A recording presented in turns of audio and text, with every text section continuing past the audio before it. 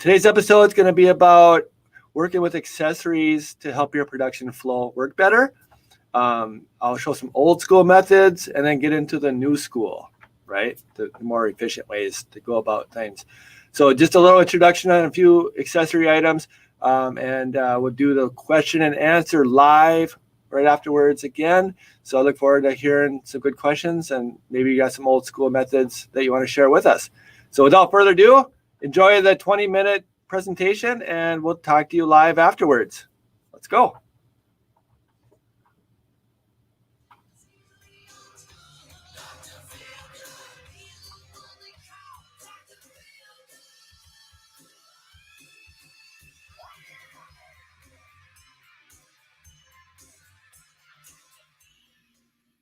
Hello, everyone. Welcome back to Wisdom Wednesday with Dr. FineGrit here for all of you once again. Our episode is going to be on different accessories that are going to help you in your production flow.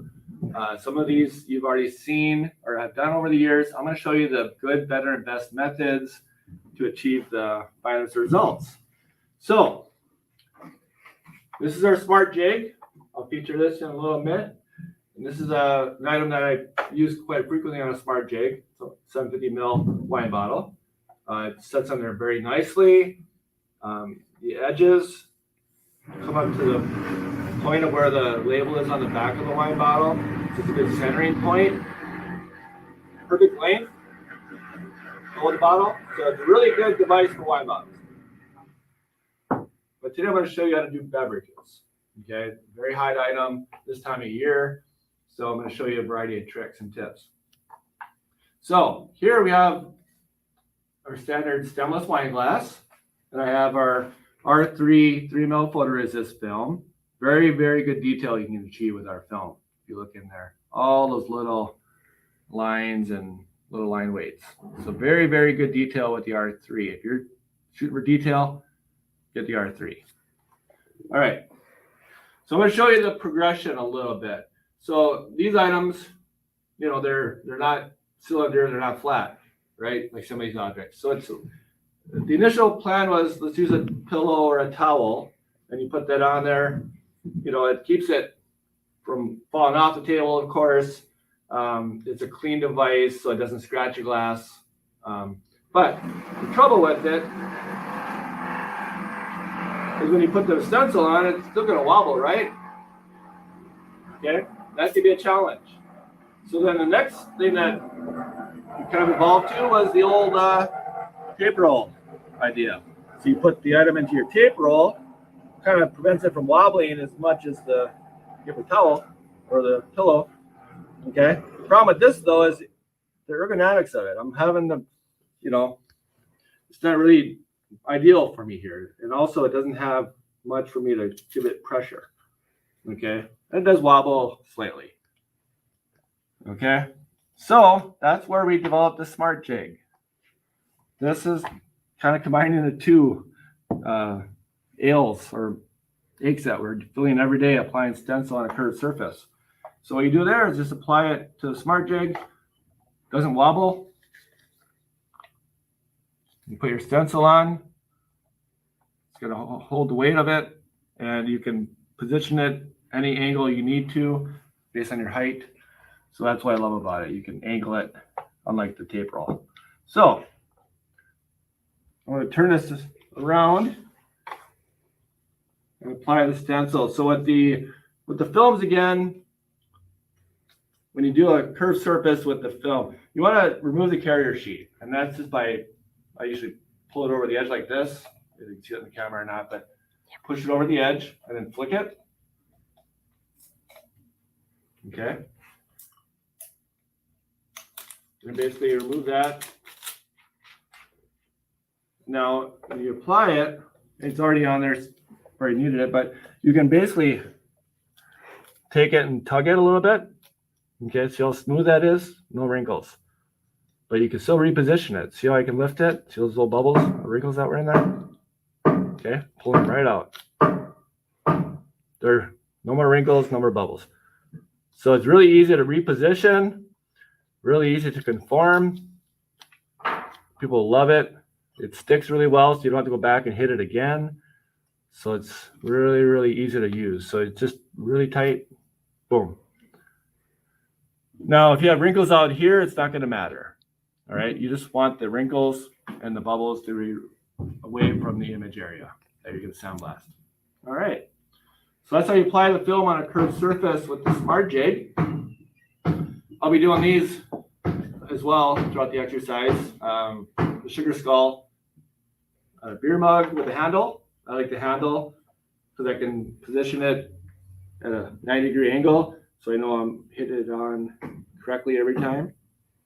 I see people put little stoppers on them as well, so you know it just hits the stopper, and then you know it's positioned. Some people put a grid behind it with the grid lines, so you know that they're centering their stencil on there as well, if it's a clear piece of glass. So there's a variety of ways you can really, you know, accessorize your Smart Jig, add on, make it what you needed to use it for. Now, a couple other ideas is you see here, we got these wire wheels, okay? Kind of going back to the old school methods, all right? Now, if you look, I got it on nice and tight, but occasionally you might have a bubble in there that might affect the blast. So the old method is you take a knife, right? Or X-Acto blade and pop it and push on it. All right. That method worked. However, you can just imagine how long it would take for your operator to, you know, punch out holes and do all that. So the easy method is we created a wire wheel that spins, little brush heads there so it doesn't perforate the stencil, just the membrane only. So you're going to basically just run that across very lightly over once. And that's it. So it's like having hundreds of these in your hand all at once. You know, this is 100 of these on there. All right. A lot more effective. I have customers that do larger applications. So we do sell the wire wheels separately as well. So if you want to get one long rod, put like 10 wire wheels on at once, and then roll it across like a rolling pin. That effective method on bigger objects. Like if I was going to do this sign. Okay. So instead of going across like this, okay, I can get a rolling pin with 10 of these on there and roll it across once and be done with it. So it's a very effective way when you buy these individually as well. All right. So we give you an option. You get with the handle or get with the brass wheel, or you get just the brass wheel by itself. All right. And the last item I want to show you on these Smart Jigs is the squeegee. All right, so here's our squeegees that we provide. You're going to be using this a lot on flat items where you need a good burnish. The idea here is when you're, this is our MMHD 6 mil film that I use a lot on glass, especially when I'm carving deep. When you apply it, you start in the middle, work way to the edge, right? All right. Problem with this, you can kind of hear that noise. It's a little rough, okay? All right. And what's happening there is you're getting it stuck down, but you might get bubbles. And that's because of the rigidity of the squeegee and the rigidity of the substrate. So it's not 100% contact. It's not a smooth surface. Glass actually isn't perfectly smooth. So there's a little space in between, all right? So the old method is you grab a white ball or a, you know, a clean rag and just use that method to get it down so you have a little bit more play to get it on there in one touch instead of having to remove bubbles. That's the old method. New method now is I've seen these now on Amazon, and it's the pad already attached to the squeegee. How about that? So instead of having to deal with a rag every time, you can just go on and just rub it, get it on there without any bubbles or wrinkles whatsoever. So a lot smoother. You can see it's a lot more play in there. So it's easier to apply your stencil on bigger objects. So those are the squeegees, the wire wheels, and the Smart Jig unit. I'm going to apply the stencil and we're going to sandblast each item for you, and we'll have a blast.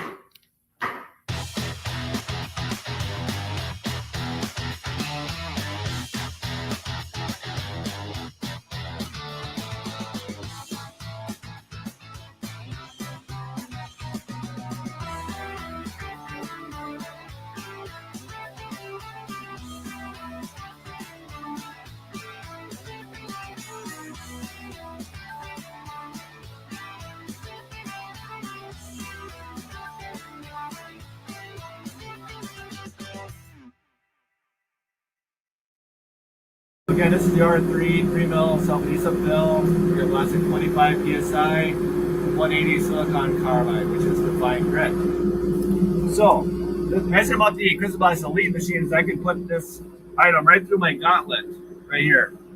I can put the 6 inches in diameter right through this armhole. I can actually use this as my resist, which is the gauntlet in my hand. I can use that for the stem on my wine glass. So the trick is you want to put your hand into the glass, okay? That way you get a good handle on it. That way you don't fill your glass full of abrasive. It's a lot cleaner process. What you're going to do is just start your way in the edge. And this is a one-pass application. I'm just going to go over it one time here and be done with it because it's a lot of detail and it's a very thin glass item. So again, just a very light edge, one pass. There we have it. That's complete.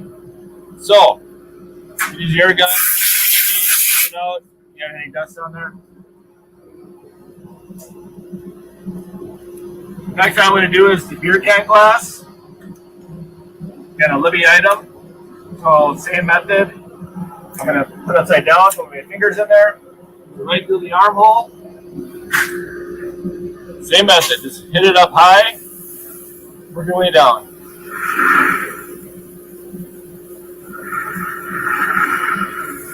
If I went a little bit higher air pressure, I can move my nozzle further away and get a wider path of abrasive. So that'd be a way to speed up your process. You know, it doesn't take very long, of course, but if you wanted to go quicker, that's one way to do it. So there you go, that's already sandblasted. That one's good. You move on to the next piece. So, final piece we're going to do is the beer mug.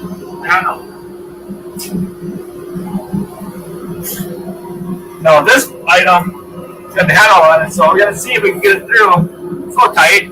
I know customers, what they do is they'll actually cut a slit in their gauntlet so they can fit the item through their hole because they really like this method of getting it through the armhole. Okay? I'm not going to do that on this machine. I'm going to use the side door.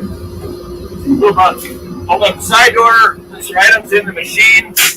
You can put, 20, 30 glasses in there at once, too, instead of having to reload it with 1 or 2 items. You got a bigger project going on. So here we are. Okay. I'm going to hold the handle down below so that way my abrasive goes up high. If I went this direction, I'll hit the handle. So this is another way to save tape.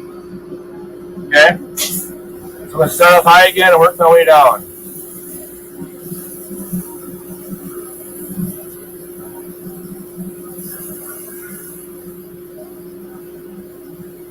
Now, this is a little bit thicker item, so I'm not just going to do one pass on this one. I'm going to do a couple. Actually, I could increase the air pressure as well to get a little better carving technique in there.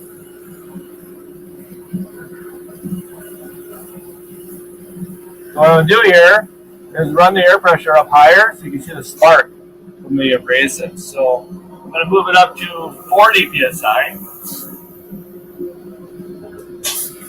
And now you can see a little light on the mask, and that's what we call silicon carbide sparking once it hits your glass.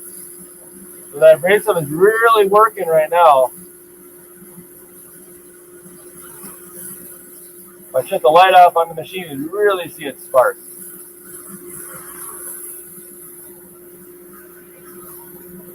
And this abrasive and pressure is not going to harm your hands. I'm not wearing gloves. Those of you that have seen me over the years do demos, I don't do gloves. It's my personal preference. And then when you get in the circles, I like to do little circles, little round circles. That's like my orbital sander again. It gives it a little bit more smooth of a finish. Carves a little quicker. So there you go. There's a carved fine detail image on a beer mug. Now, one little trademark I like to do as well, just to make it stick out from your competition, I like to frost the bottoms. Right now, it's a smooth, polished glass. Bartenders, when they run across the bar, they like that feature, right? They can serve all their patrons a lot quicker. Now, the problem with that, though, is it's so slippery. Some people like a little more texture, maybe a little different look. So what I'm going to do is just sandblast the bottom, give it a white frosted look and it's more texture. Okay. Also, the beer handles, I've done those before. Just people like to feel texture. So you can actually go in there and just create a little more texture on your mug. So these little things you can add on to your product line. People like feeling texture. They like to know they got a good handle on their beer.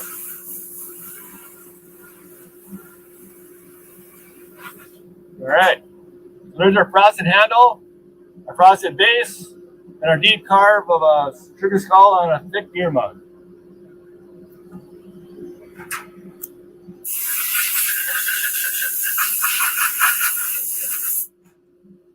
Well, if you look at a side angle, you can see the frosted grooves in there. It looks like you sand carved it. That's another reason why I like doing that feature. It looks like you sand carved it, right? You see the clear glass and the white. So it just sticks out.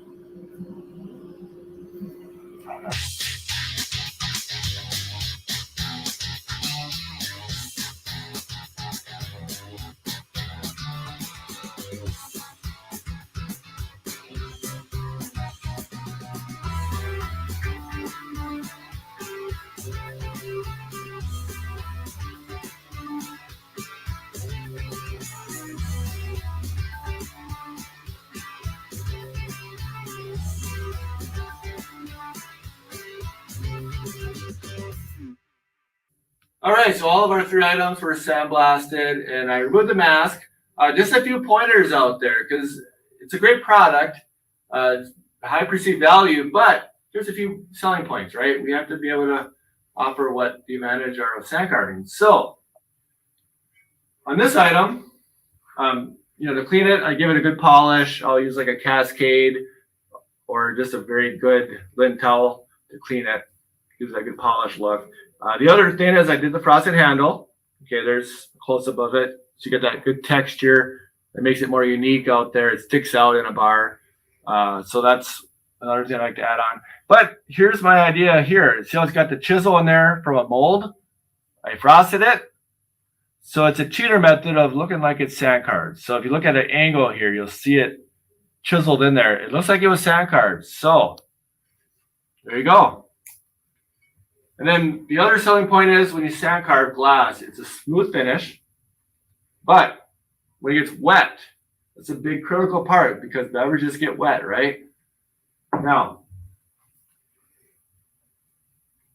when they get wet like this, I'll have this example here. It's kind of a darker look, kind of a watermark look. Now, to get this to be white, you just need to dry it, right? So I'll use an agar gun in this example. But if you let it sit for about 2 minutes, it'll also dry up too. But here's so there's all the water out, it's completely dry. So it's nice and bright white once again. Other technologies, when it gets wet, it does take a lot longer for that liquid to disappear because there's nowhere for it to go. It just settles, kind of like droplets on a tarp. There's nowhere for the water to go. It just settles on there. So the image does not clear up, doesn't get white like this. Since you got a textured surface and a little depth, the water dissipates a lot faster. So people that do this in the bar, they'll get it wet, they'll hang it up on the rack, and it just drips and it dries out. So the image will reveal white within a few minutes. So big advantage of sand carving barware items is sand carving because of the smooth texture, the different looks you can do with it, the idea that your logo is going to remain on the glass even though it's wet. And you can do a lot of different shapes and different real estate areas, like the bottom, the mug. You can go in between the mug if you had to. You go inside the mug. I wouldn't really go there, but some people do just to make it look unique. So again, a lot of different things you can do with sand carving on a variety of barware items. It's not limited to just items like this. You can do decanters, you can do bowls, a variety of different items through our hollowware line. So make sure you check it out on our website at iconicsimaging.com. And any questions on any projects in the future, this is my passion. So give me a call, give me an email, check me out on Facebook, whatever. Instagram. I'll be happy to work with you. So See you next time, everyone, and have a blast. And blast with confidence.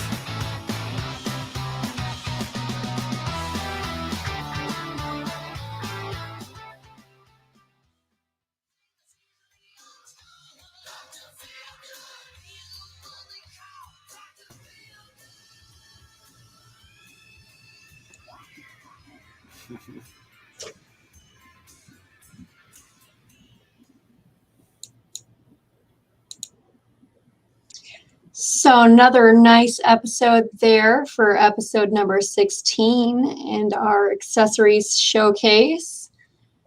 Where can you get the barware that you used in this video, Darren?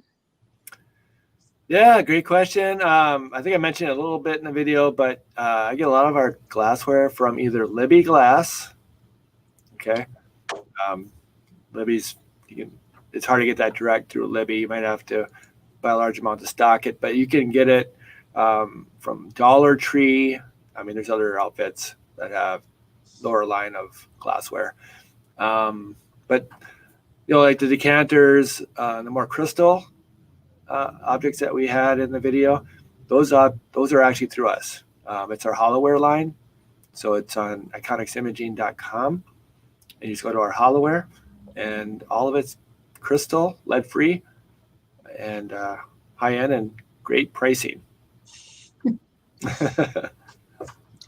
Yeah, I've been to the website, and they do seem to have quite a selection for glass to use with our blasting equipment.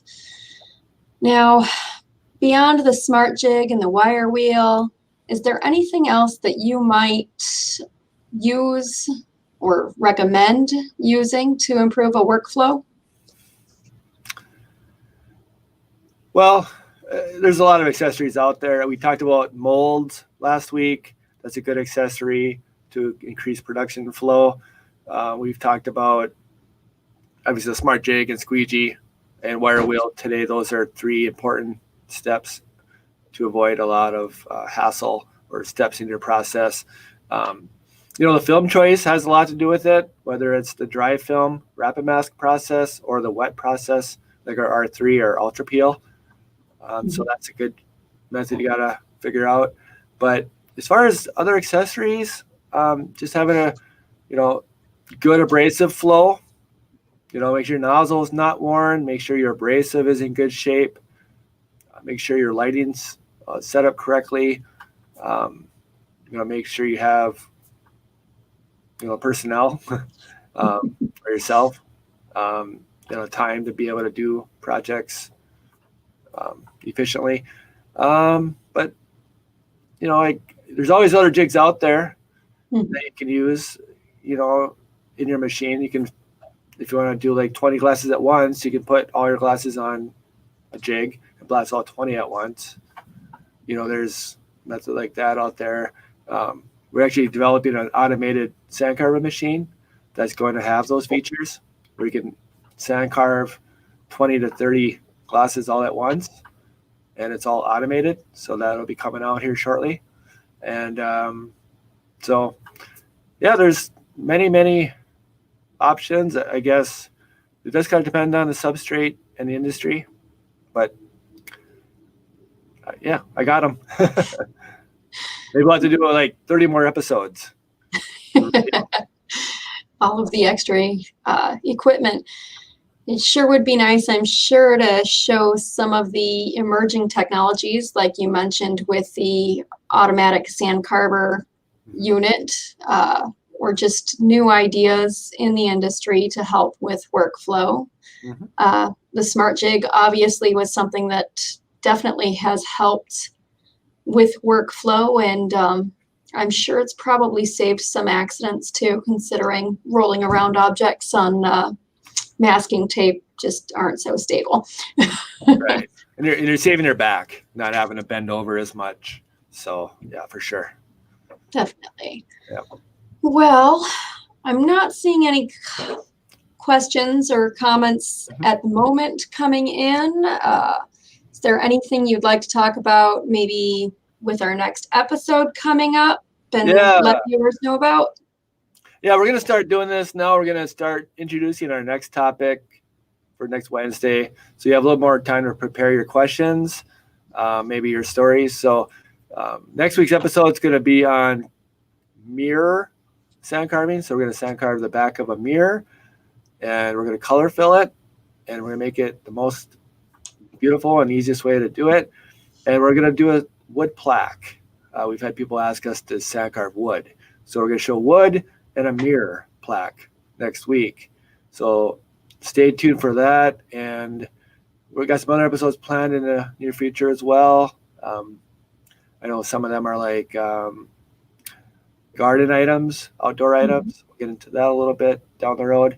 And then some more into like decanters and the bigger objects. I think people want to see bigger objects. We've kind of, I think talked enough about the smaller, intricate items that are profitable and easy, but I think reaching out to the bigger items is going to be a key as well to our success moving forward. So yeah, stay tuned again for mirrors and wood plaque next week.